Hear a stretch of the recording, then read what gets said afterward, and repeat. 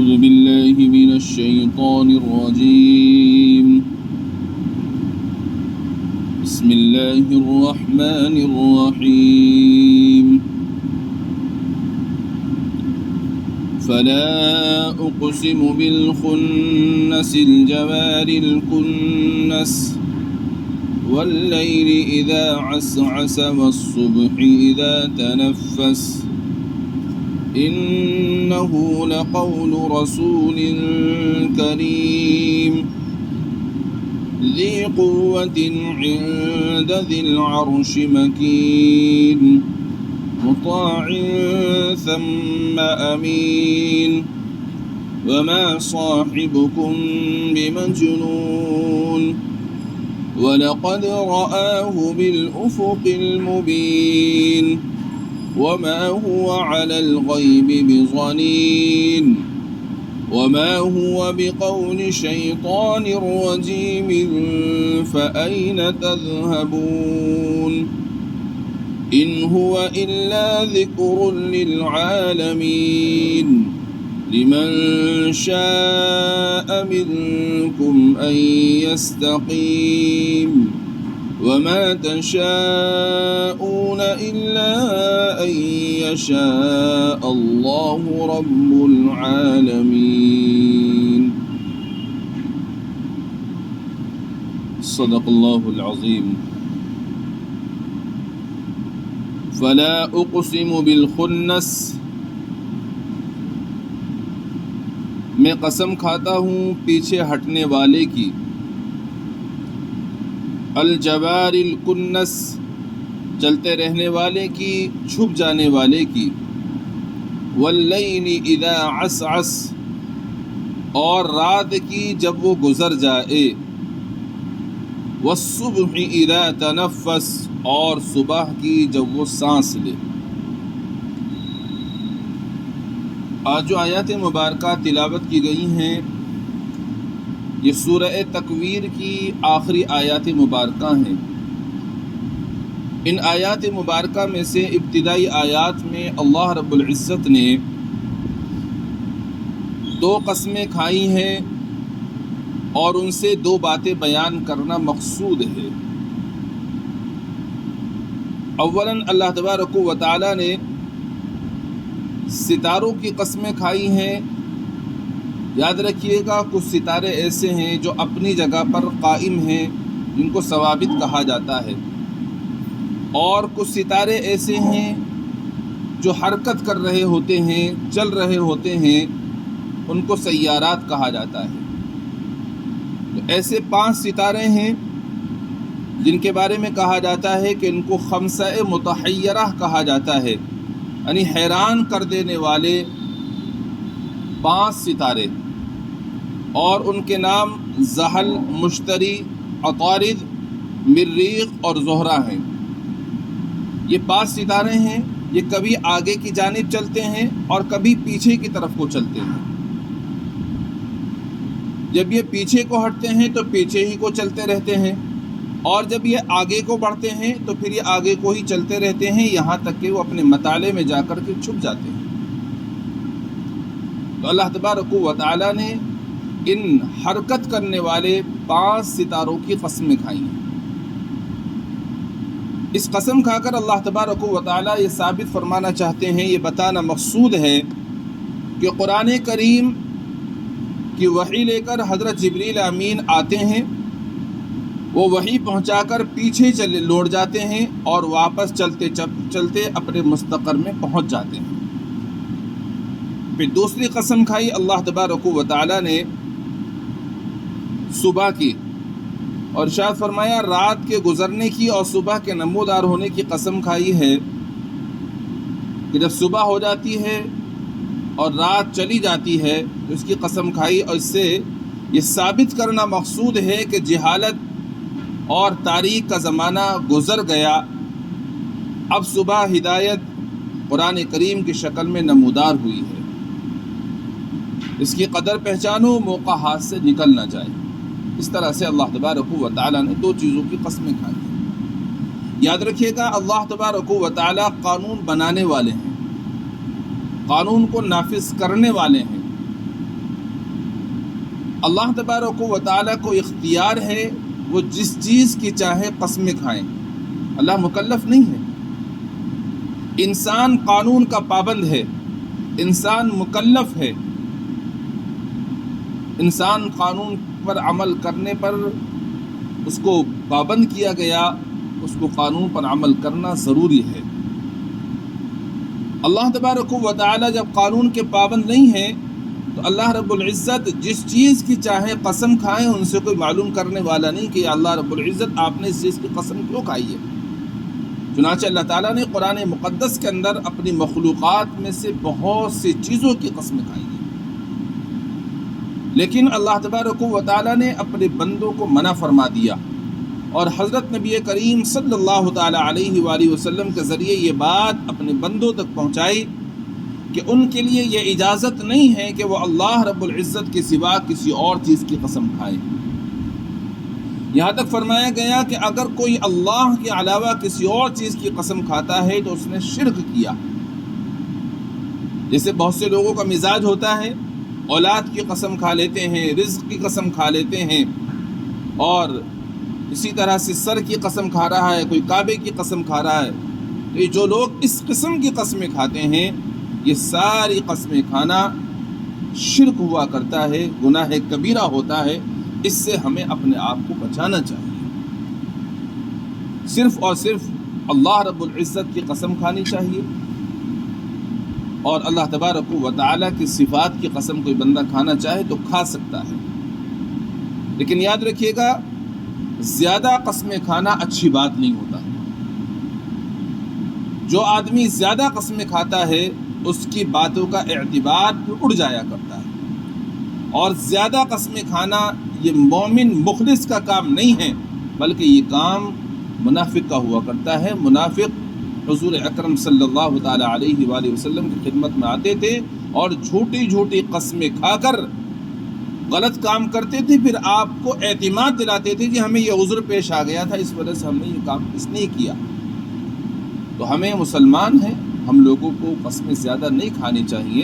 کبھی اگر ضرورت پیش آئے قسم کھانے کی تو صرف اللہ رب العزت کی قسم کھائیں، یا اللہ تبارک و تعالیٰ کی جو صفاتیں ہیں، رازق ہونا، خالق ہونا، اس کی قسم کھائی جا سکتی ہے۔ تو بہرحال علماء نے یہ لکھا ان آیات کے ضمن میں کہ اللہ مالک ہیں، خالق ہیں، قانون بنانے والے ہیں، قانون نافذ کرنے والے ہیں، اللہ مکلف نہیں ہیں۔ اللہ رب العزت کو اختیار ہے جس چیز کی چاہے قسم کھائیں، لیکن بندوں کو پابند کر دیا گیا، وہ صرف اللہ تعالیٰ کی قسم کھا سکتے ہیں۔ تو اللہ رب العزت نے ان آیات مبارکہ میں قسم کھائی ہیں ستاروں کی۔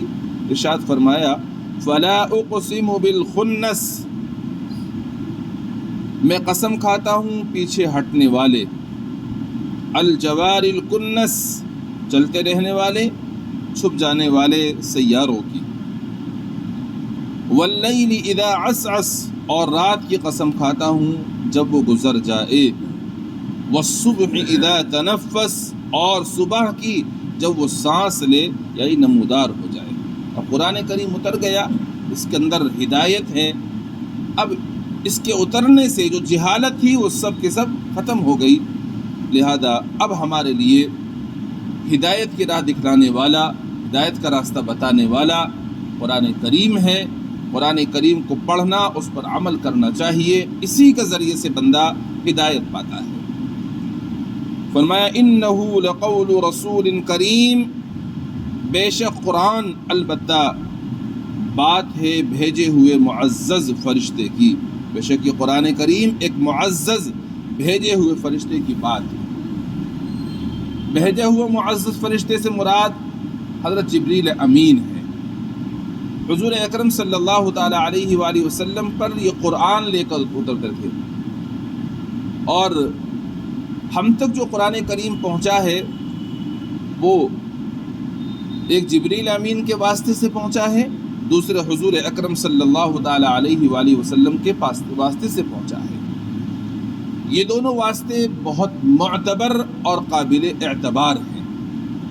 تو قرآن کریم بھی کیا ہے بھائی؟ ایک معتبر کلام ہے، اللہ رب العزت کا کلام ہے، لہذا قرآن کریم پر عمل کرنا اور اس کے مطابق زندگی گزارنا یہ کامیابی کی کنجی ہے۔ اس کے بغیر بندہ کامیاب نہیں ہو سکتا۔ اللہ رب العزت نے ارشاد فرمایا انہو لقول رسول کریم، بے شک یہ قرآن ایک معزز بھیجے ہوئے فرشتے کی بات ہے۔ اس کی صفت یہ ہے ذی قوت عند ذی العرش مکین، جو قوت والا ہے، عرش کے مالک کے نزدیک ذی رتبہ ہے، مطاع ثم امین، وہاں آسمان میں اس کی بات مانی جاتی ہے، وہ قابل اعتماد ہے۔ یہ اللہ تبارک و تعالی نے حضرت جبریل امین کے 5 اوصاف بیان فرمائے۔ پہلا وصف یہ بیان فرمایا جبریل امین معزز اور مکرم فرشتہ ہے، اور دوسرا وہ طاقتور ہے۔ آپ ان کی طاقت کا اندازہ لگائیے کہ جس وقت میں اللہ رب العزت نے حضرت لوط علیہ السلام کی بستی کو پلٹنے کا حکم ارشاد فرمایا تو جبریل امین نے پوری بستی کو اپنے پر اٹھایا اور اس کو اٹھا کے پلٹ دیا۔ آپ اندازہ لگائیے کتنا طاقتور ہے فرشتہ۔ اسی کو اللہ رب العزت نے ارشاد فرمایا وہ طاقتور ہے، اور تیسری صفت یہ ہے وہ عرش کے مالک کے نزدیک ذی رتبہ ہے، یعنی اللہ تبارک و تعالی جو عرش کے مالک ہیں، اللہ رب العزت کے نزدیک اس فرشتے کا مقام بہت بلند ہے، یہ مرتبے والا فرشتہ ہے۔ چوتھی صفت ہے اس فرشتے کی، آسمانوں میں اس کی بات مانی جاتی ہے۔ آسمان میں جتنے بھی فرشتے ہیں تمام فرشتوں کے یہ سردار ہیں، اور تمام فرشتوں میں یہ معزز اور مکرم ہیں، تمام فرشتے ان کی اطاعت کرتے ہیں، یعنی یہ کہہ لیجئے گا کہ آسمانوں میں ان کی اطاعت کی جاتی ہے، ان کی بات مانی جاتی ہے۔ دوسرے الفاظ میں کہہ لیجئے گا کہ حضرت جبریل امین امیر ہیں، باقی تمام فرشتے مامور ہیں، تو آسمانوں میں ان کی بات مانی جاتی ہے۔ 5ویں صفت یہ ہے وہ امانت دار ہیں کہ جو چیز اسے سونپی جائے وہ اس کی حفاظت کرنے والا فرشتہ ہے۔ یہ 5 صفات اللہ تعالیٰ نے حضرت جبریل امین کی بیان فرمائی۔ تو ارشاد فرمایا انہو لقول رسول کریم، بے شک یہ قرآن ایک معزز بھیجے ہوئے فرشتے کی بات ہے۔ کلام تو اللہ کا ہے، لیکن اس کلام کو نبی کو سنانے والے جبریل امین ہیں، اس لیے ارشاد فرمایا یہ قرآن بات ہے جبریل امین کی، ورنہ یہ نہ سمجھے کوئی بھی کہ یہ جبریل امین کا قول ہے، جبریل امین کی باتیں ہیں یہ قرآن کریم، نہیں، بات تو اللہ کی ہے، کلام تو اللہ کا ہے، لیکن پیغمبر علیہ السلام کو یہ قرآن اللہ رب العزت نے براہ راست نہیں سنایا، بلکہ یہ جبریل امین نے سنایا، تو اس اعتبار سے یہ بات ہے جبریل امین کی۔ کلام تو اللہ کا ہی ہے، لیکن جبریل امین نے جو کہ نبی کو سنایا، اس لیے اللہ نے ارشاد فرمایا بے شک یہ قرآن ایک معزز بھیجے ہوئے فرشتے کی بات ہے۔ اس کی شان کیا ہے؟ ذی قوت عند ذی العرش مکین، جو قوت والا ہے عرش کے مالک کے نزدیک۔ ذی قوت عند ذی العرش مکین مطاع ثم، ذی قوت عند ذی العرش مکین مطاع ثم امین، ذی رتبہ ہے، وہاں آسمانوں میں اس کی بات مانی جاتی ہے، وہ قابل اعتماد ہے۔ وما صاحبکم بمجنون، اور تمہارے ساتھی محمد صلی اللہ علیہ وسلم دیوانے نہیں ہیں۔ آپ صلی اللہ تعالی علیہ وآلہ وسلم بھی قرآن کریم امت تک پہنچانے میں واسطہ ہیں، آپ بھی قابل اعتماد ہیں۔ جس طرح سے جبریل امین کی 5 صفات بیان فرمائی اللہ رب العزت نے کہ ان کی 5 خوبیاں ہیں ان کے اندر، اسی طرح سے حضور اکرم صلی اللہ تعالی علیہ وآلہ وسلم کی بھی ان آیات میں 4 صفات بیان فرمائی اور 4 باتیں ارشاد فرمائی۔ فرمایا آپ دیوانے نہیں ہیں۔ لوگ آپ صلی اللہ تعالی علیہ وآلہ وسلم کو دیوانہ کہتے تھے، اور آپ علیہ السلام کو لوگ ساحر کہتے تھے، کوئی آپ کو کذاب کہہ رہا ہے۔ تو اللہ تبارک و تعالی نے قرآن کریم میں مختلف مقامات پر لوگوں کی ان باتوں کی تردید فرمائی ہے۔ جیسے لوگوں نے کہا کہ آپ شاعر ہیں، اللہ تعالی نے فرمایا کہ وہ شاعر نہیں ہیں، ولا بقول شاعر، آپ کاہن بھی نہیں ہیں۔ اسی طرح یہاں اللہ تعالی نے ارشاد فرمایا جس نبی کے واسطے سے یہ قرآن امت تک پہنچا، لوگوں تک پہنچا، اس نبی کی شان یہ ہے کہ وہ نبی دیوانہ نہیں ہے۔ لوگ اس کو دیوانہ کہتے ہیں، وہ نبی دیوانہ نہیں ہے۔ اور دوسری صفت ارشاد فرمائی آپ نے جبریل امین کو ان کی اصل شکل میں دیکھا ہے، بس آپ ان کو خوب پہچانتے ہیں، اور جبریل امین آپ صلی اللہ تعالیٰ علیہ وآلہ وسلم کے لیے انجانے نہیں ہیں۔ آپ نے جبریل امین کو دیکھا ہے اپنی اصلی شکل میں، کب دیکھا ہے؟ 2 مرتبہ دیکھا ہے۔ ایک مرتبہ اس وقت جب آپ پر پہلی مرتبہ وحی نازل ہو رہی ہے اور آپ غار حرا میں تشریف فرما ہے، آپ نے ان کو اصلی شکل میں دیکھا۔ آپ نے فرمایا کہ جبریل امین کے 600 بازو ہیں، 600 پر ہیں۔ اور دوسری مرتبہ آپ نے اس وقت دیکھا جب آپ معراج کے لیے تشریف لے گئے، جب سدرۃ المنتہا پر آپ نے ان کو اصلی شکل میں دیکھا ہے۔ تو جبریل امین کو آپ علیہ الصلاۃ والسلام نے 2 مرتبہ اپنی اصلی شکل میں دیکھا۔ ایک ابتداء وحی، یعنی جب وحی کی ابتدا ہوئی، غار حرا میں آپ تشریف فرماتے اس وقت دیکھا، اور دوسری مرتبہ جب آپ معراج کے لیے تشریف لے گئے سدرۃ المنتہا پر، آپ نے جب اصلی شکل میں دیکھا ہے۔ باقی جبریل امین جتنی مرتبہ بھی آپ علیہ الصلاۃ والسلام کے پاس تشریف لاتے تھے تو اپنی اصلی شکل میں نہیں تشریف لاتے تھے، بلکہ کبھی ایک صحابی ہیں حضرت دحیہ کلبی رضی اللہ تعالی عنہ، ان کی شکل میں تشریف لاتے تھے، کبھی کسی اور دیہاتی صحابہ کی شکل میں تشریف لے آتے تھے، لیکن اپنی اصلی شکل میں صرف 2 مرتبہ تشریف لائے۔ تو اللہ رب العزت نے یہ ارشاد فرمایا، بلا شبہ انہوں نے اس فرشتے کو دیکھا ہے آسمان کے واضح کنارے میں، یعنی نبی نے ان کو دیکھا ہے اصلی شکل میں۔ جب ان کو دیکھا ہے تو آپ ان کو اچھی طرح پہچانتے ہیں، اور وہ آپ کے لیے انجانے نہیں ہیں۔ اور تیسری صفت بیان فرمائی، آپ غیب پر یعنی وحی کے ذریعے جو باتیں آپ کو بتائی جاتی ہیں ان کو چھپاتے نہیں ہیں، اس بارے میں آپ بخیل نہیں ہیں۔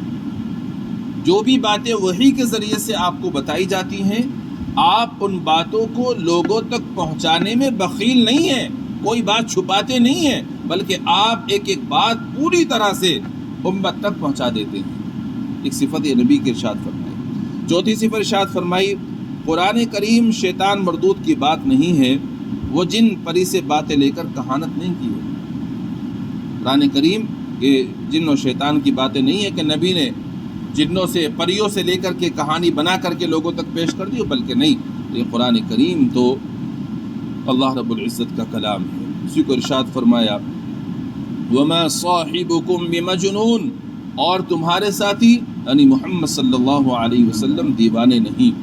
وَلَقَدْ رَآهُ بِالْأُفُقِ الْمُبِينِ، اور بلا شبہ انہوں نے اس فرشتے کو دیکھا ہے آسمان کے واضح کنارے میں۔ وَمَا هُوَ عَلَى الْغَيْبِ بِضَنِينٍ، اور وہ غیب کی باتوں میں بخیل بھی نہیں۔ وَمَا هُوَ بِقَوْلِ الشَّيْطَانِ الرَّجِيمِ، اور وہ شیطان مردود کی بات کی بھی نہیں۔ فَأَيْنَ تَذْهَبُونَ، بس تم کہاں جا رہے ہو؟ إِنْ هُوَ إِلَّا ذِكْرٌ لِلْعَالَمِينَ، قرآن جہان والوں کے لیے نصیحت ہی ہے، اس شخص کے لیے جو تم میں سے سیدھی راہ پر چلنا چاہتا ہے۔ لمن شاء منکم من یستقیم، اس شخص کے لیے جو سیدھی راہ پر چلنا چاہتا ہے۔ وما تشاءون الا ان یشاء اللہ رب العالمین، اور تم نہیں چاہو گے مگر یہ کہ اللہ رب العالمین چاہے۔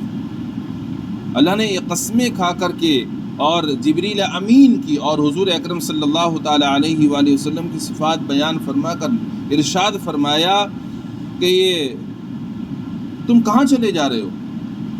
یہ قرآن کریم جہانوں کے لیے ایک نصیحت ہے، یہ صرف مسلمانوں کے لیے ہدایت نہیں ہے، مسلمانوں کی نصیحت نہیں ہے، بلکہ یہ قرآن کریم تمام انسانوں کے لیے ایک نصیحت نامہ ہے۔ یہ قرآن کریم تمہارے پاس میں موجود ہے، اس قرآن کے ہوتے ہوئے تم کہاں چلے جا رہے ہو؟ تم نے قرآن کو چھوڑ دیا، قرآن کی تلاوت سے تم پیچھے ہٹ رہے ہو۔ اور یہ بات تو اللہ رب العزت نے مشرکینوں کے بارے میں ارشاد فرمائی اور کافروں کے بارے میں ارشاد فرمائی کہ لوگوں یہ قرآن کریم ایک نصیحت نامہ ہے، اس قرآن کو اللہ نے تمام جہانوں کے لیے بھیجا ہے، اتارا ہے، یہ قرآن صرف مسلمانوں کا کلام نہیں ہے، تم کہاں چلے جا رہے ہو اس قرآن کو چھوڑ کر؟ لیکن افسوس صد افسوس ہے، آج مسلمانوں کا بھی کچھ یہی حال ہو رہا ہے۔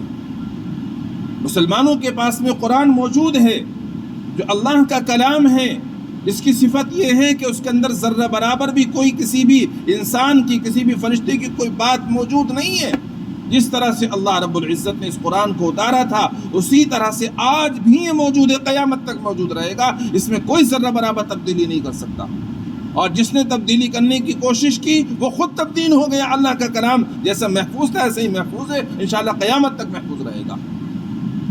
جب یہ قرآن اللہ کا ایسا کلام ہے، ایسا محفوظ ہے، اور اللہ نے اس کو نصیحت کے لیے اتارا ہے، تمام جہانوں کے لیے اس میں نصیحت چھپی ہوئی ہے، تو مسلمانوں تم نے قرآن کو کیوں چھوڑ دیا؟ قرآن کی تلاوت تم نے چھوڑ دی اور قرآن کریم پر عمل کرنا تم نے چھوڑ دیا۔ آخر تم اس قرآن کو چھوڑ کر جانا کہاں چاہتے ہو؟ کس سے ہدایت لینا چاہتے ہو؟ کہاں سے تمہیں ہدایت ملے گی؟ کہاں سے تمہیں رہنمائی ملے گی؟ اللہ نے تو قرآن دیا، تم کس اور قرآن کو چھوڑ کر کس سے ہدایت حاصل کرنا چاہتے ہو؟ اللہ نے ارشاد فرمایا فَأَيْنَ تَذْهَبُونَ، تم کہاں چلے جا رہے ہو؟ بتاؤ تو صحیح ذرا، میں نے تمہیں قرآن دیا، قرآن تو اس لیے دیا تھا کہ تم اس کو پڑھتے، اس پر عمل کرتے، اس کے ذریعے سے تم ہدایت حاصل کرتے، مگر تم کہاں چلے جا رہے ہو؟ فَأَيْنَ تَذْهَبُونَ، تم کہاں جا رہے ہو؟ ان هو الا ذکر للعالمین، قرآن جہانوں کے لیے نصیحت ہی ہے۔ لمن شاء منکم ان یستقیم، اس شخص کے لیے جو تم میں سے سیدھی راہ چلنا چاہے۔ قرآن کریم ہدایت ہے، قرآن کریم نصیحت ہے، لیکن اس سے ہدایت وہی شخص حاصل کرے گا جو ہدایت حاصل کرنا چاہتا ہے، اور اللہ رب العزت اسی کو ہدایت دیتے ہیں۔ اللہ رب العزت نے کسی کو مجبور نہیں کیا، ارشاد فرما دیا وَمَنْ شَاءَ فَلْيُؤْمِنْ وَمَنْ شَاءَ فَلْيَكْفُرْ، جو چاہے ایمان لے آئے، جو چاہے کفر اختیار کرے، مجبور کسی کو نہیں کیا، آدمی کو اختیار دے دیا۔ اب آدمی اپنی مرضی سے جس راستے کو چاہتا ہے اس کو چن لیتا ہے۔ ہاں البتہ جس بندے کے دل میں ہدایت ہوتی ہے، طلب ہوتی ہے، اللہ تعالیٰ اس کے لیے راستہ آسان فرما دیتا ہے۔ اس لیے ہم میں سے ہر ایمان والے کو اپنے اندر طلب رکھنی چاہیے، چاہت رکھنی چاہیے، خواہش رکھنی چاہیے کہ یہ قرآن اللہ کا کلام ہے اور یہ نصیحت نامہ ہے، مجھے اس قرآن سے نصیحت حاصل کرنی ہے، لہذا باری تعالیٰ اپنا فضل فرما کر مجھے اس قرآن سے نصیحت حاصل کرنے کی توفیق عطا فرما دیجیے۔ ہم نیت رکھیں گے، تمنا کریں گے، کوشش کریں گے، اللہ رب العزت ہمارے لیے راستہ آسان فرما دیں گے۔ تو فرمایا لمن شاء منکم ان یستقیم، اس کے لیے جو چاہے تم میں سے سیدھی راہ چلے۔ وما تشاءون الا ان یشاء اللہ رب العالمین، اور تم نہیں چاہو گے مگر یہ کہ اللہ رب العالمین چاہیں۔ اللہ رب العالمین چاہیں گے تبھی تمہیں ہدایت ملے گی۔ اللہ رب العزت کی منشا کے بغیر ہدایت نہیں مل سکتی، ہدایت اللہ کے ہاتھ میں ہے۔ ہدایت اگر کسی نبی کے، کسی پیغمبر کے ہاتھ میں ہوتی تو کیا پیغمبر ہدایت نہ دے دیتے؟ حضرت آدم علیہ السلام کا بیٹا قابیل ہے، وہ نافرمان ہو گیا۔ اگر ہدایت ان کے ہاتھ میں ہوتی کیا بیٹے کو ہدایت نہ دیتے؟ وہ کیوں نافرمان ہوتا؟ پوری دنیا کے اندر جتنے بھی قتل ہوں گے، قتل کرنے والوں کو تو ان کا گناہ ہوگا ہی ہوگا، لیکن چونکہ اس قتل کی بنیاد ڈالنے والا قابیل ہے، سارے بندوں کے قتل کا گناہ اس اکیلے کے اوپر ہوگا۔ کیوں اتنا بڑا گناہ اپنے بیٹے کا سر پر لدواتے؟ معلوم یہ ہوا کہ پیغمبر کے ہاتھ میں ہدایت نہیں ہے۔ اگر پیغمبروں کے ہاتھ میں ہدایت ہوتی تو حضرت ابراہیم علیہ السلام جو تمام انسانوں کے جد امجد ہیں، حضرت ابراہیم علیہ السلام اپنے باپ آزر کو ہدایت نہ دے دیتے؟ اگر پیغمبروں کے ہاتھ میں ہدایت ہوتی حضرت نوح علیہ السلام اپنے بیٹے کو ہدایت نہ دے دیتے؟ اگر پیغمبروں کے ہاتھ میں ہدایت ہوتی تو لوط علیہ السلام اپنی بیوی کو ہدایت نہ دے دیتے؟ اگر پیغمبروں کے ہاتھ میں ہدایت ہوتی تو حضرت نبی کریم صلی اللہ تعالی علیہ وآلہ وسلم اپنے چہیتے اور لاڈلے چچا خواجہ ابو طالب کو ہدایت نہ دے دیتے؟ میرے بزرگوں، ہدایت صرف اور صرف اللہ رب العزت کے ہاتھ میں ہے، وہ جس کو چاہتے ہیں اس کو عطا فرماتے ہیں۔ تو ہم میں سے ہر ایک کو ہدایت کا طلبگار رہنا چاہیے۔ ہدایت کے طلبگار رہیں گے تو انشاءاللہ ہمیں اللہ تعالیٰ ہدایت عطا فرمائیں گے۔ وہ یہ نہ سمجھے کہ میں تو مسلمان ہو گیا، مجھے ہدایت مل گئی۔ اگر یہی بات ہے تو پھر قرآن میں اہدنا الصراط المستقیم مت پڑھو، چھوڑ دو اس کو کہ جی ہم تو مسلمان ہیں، ہم تو نہیں پڑھتے، ہمیں تو سیدھا راستہ مل گیا۔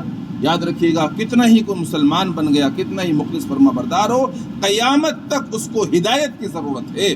مرتے دم تک اس کو ہدایت کی ضرورت ہے، اور ہدایت کا طلبگار رہو گے تبھی اللہ کی طرف سے رہنمائی ملے گی۔ اللہ مجھے بھی اور آپ سب کو بھی صحیح سمجھ عطا فرمائے، قرآن کریم کو پڑھنے والا، اس پر عمل کرنے والا اور اس کے مطابق زندگی گزارنے والا بنا دے۔ سبحان اللہ بحمدہ، سبحانک اللہم بحمدک، ونشہد ان لا الہ الا انت، نستغفرک ونتوب الیک۔ سبحان ربک رب العزة عما یصفون۔